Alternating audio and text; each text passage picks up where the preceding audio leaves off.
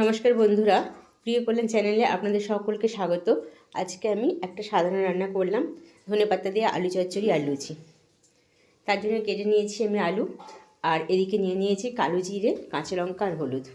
ব্যাস, আর বিশেষ কিছু উপকরণ লাগবে না। তো প্রেশার কুকারের মধ্যে আমি তেল দিয়ে দিয়েছি, এর মধ্যে ফোড়নগুলো দিয়ে দিলাম।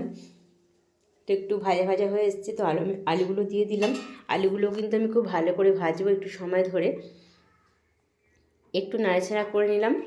তো আমি আবার 5 মিনিট পর ফিরে এলাম। তো দেখুন একটু ভাজা হয়েছে। তো আমি আবার একটু হালকা নাড়াচাড়া করে আবার আমি চাপা দিয়ে দিয়ে আবার আমি নেড়ে নিচ্ছি। এইভাবে আমি 3-4 বার কিন্তু আলুটা খুব ভালো করে আগে ভাজবো, তা নাহলে কিন্তু একদমই টেস্ট হবে না। তো এবার আমি ভালো করে নাড়াচাড়া করে নিচ্ছি। এর মধ্যে এবার আমি লবণ দিয়ে দেবো। আলুটা কিন্তু খুব সুন্দর ভাজা হয়ে গেছে, পুরের মতো লবণ দিয়ে দিলাম। আবারও নাড়াচাড়া করে নিলাম। এর মধ্যে এবার আমি দিয়ে দেব কেটে রাখা ধনেপাতা। তো ধনেপাতাগুলো দিয়ে দিলাম। রান্নাটা করতে খুব তাড়াতাড়ি সময় লাগে, প্রেসার কুকারে একবারে 2 মিনিটে রান্নাটা হয়ে যাবে। তো ধনেপাতাটা হালকা আমি ভাজবো, বেশি ভাজবো না। তো এর মধ্যে এবার আমি দিয়ে দেব পরিমাণ মতো জল, কারণ গ্রেভিটা যে যেমন চাইবেন সেরকম জলটা দেবেন। প্রেসার কুকারে কিন্তু জল কমে না। তো আমি জল দিয়ে দিলাম। এবার আমি এতে 2টো সিটি দিয়ে দেবো বন্ধ করে। ব্যাস, রান্নাটা কিন্তু আমার একদম রেডি হয়ে যাবে। তো প্রেসার কুকারের ঢাকনাটা আমি এঁটে দিচ্ছি।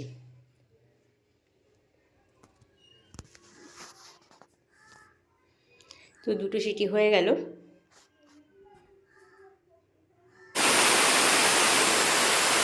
চচ্চড়ির সাথে লুচি তো অবশ্যই দরকার, যার জন্য আমি ময়দা মেখে নিয়েছি। তেল, লবণ আর চিনি দিয়ে আমি ময়দাটা খুব সুন্দর করে মেখে রেখেছিলাম আধ ঘন্টা মতন। তো এবার আমি বেলে নিচ্ছি। খুব তাড়াতাড়ি আমি এগুলো বেলে নেব। তো সবগুলো আমার প্রায় বেলা হয়ে গেল। এবার আমি কড়াই তেল দিয়ে দিলাম।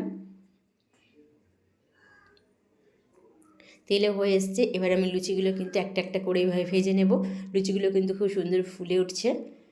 তো এইভাবে ময়দাটা খুব সুন্দরভাবে যদি মেখে রাখা যায় তো সুন্দরভাবে। ময়দার সাথে কিন্তু আমি অল্প আটা পাইল করেছি, খুবই অল্প আটা আমি দিয়েছি এর মধ্যে। তো লুচিগুলো আমার সম্পূর্ণ ভাজা হয়ে গেল।